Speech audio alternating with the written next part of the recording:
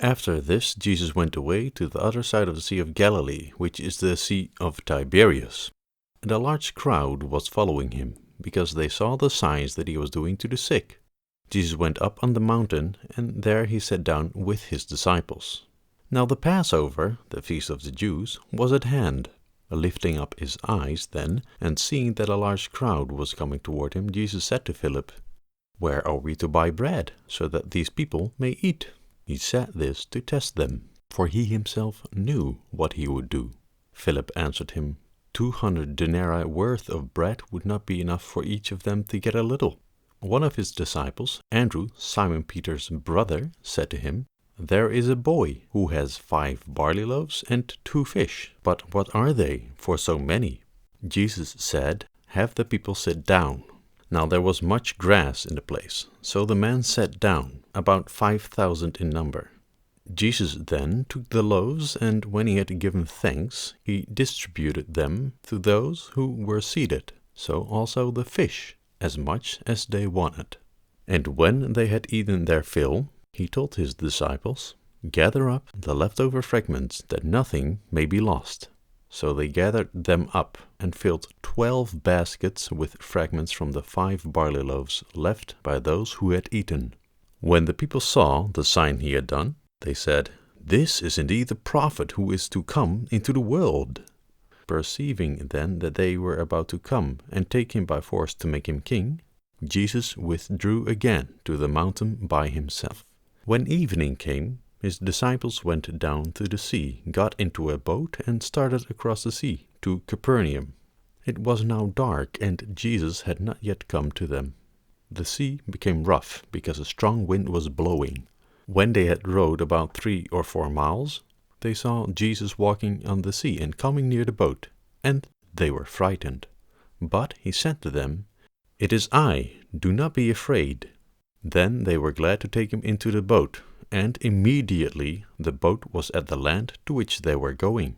On the next day, the crowd that remained on the other side of the sea saw that there had been only one boat there, and that Jesus had not entered the boat with his disciples, but that his disciples had gone away alone.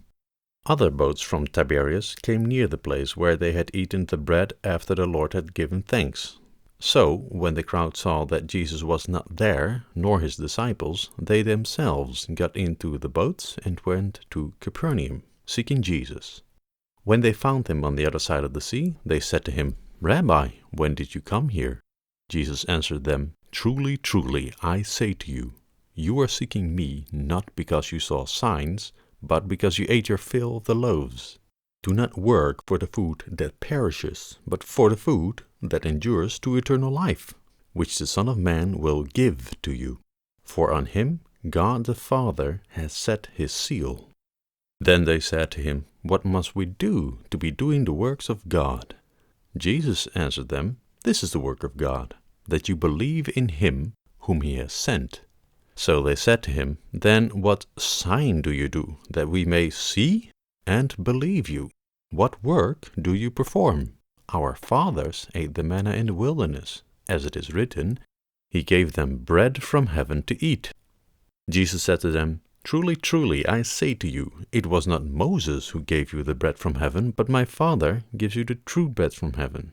For the bread of God is he who comes down from heaven and gives life to the world." They said to him, "Sir, give us this bread always." Jesus said to them, "I am the bread of life. Whoever comes to me shall not hunger, and whoever believes in me shall never thirst. But I said to you that you have seen me, and yet do not believe. All that the Father gives me will come to me, and whoever comes to me I will never cast out. For I have come down from heaven not to do my own will, but the will of him who sent me. And this is the will of him who sent me, that I should lose nothing of all that he has given me, but raise it up on the last day. For this is the will of my Father, that everyone who looks on the Son and believes in him should have eternal life, and I will raise him up on the last day." So the Jews grumbled about him, because he said, "I am the bread that came down from heaven."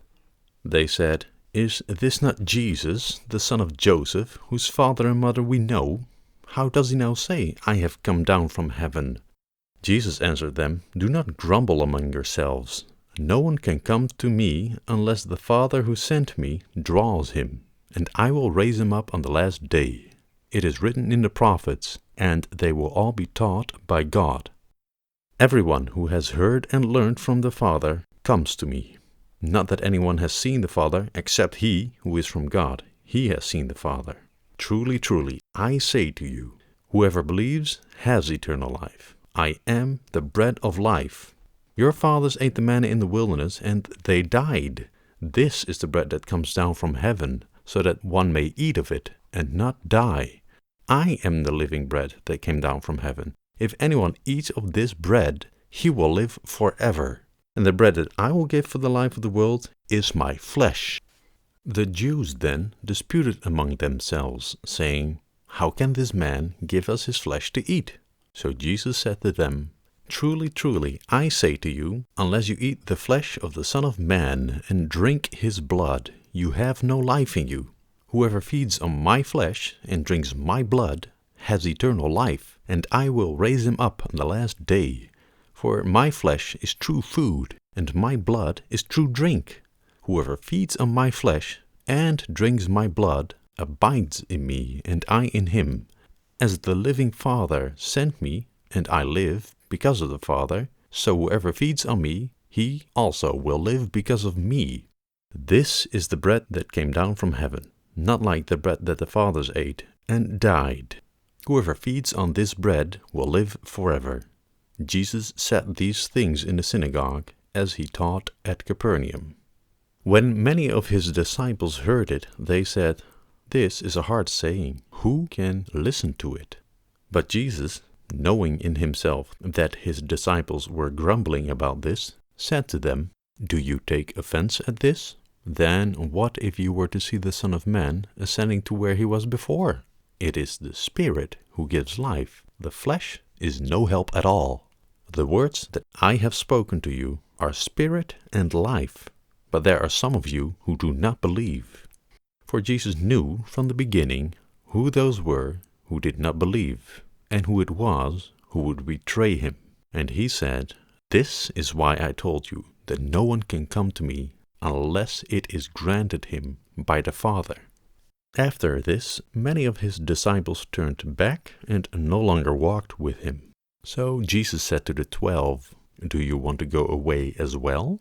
Simon Peter answered him, "Lord, to whom shall we go? You have the words of eternal life, and we have believed and have come to know that you are the Holy One of God." Jesus answered them, "Did I not choose you, the 12, and yet one of you is a devil?" He spoke of Judas, the son of Simon Iscariot, for he, one of the 12, was going to betray him.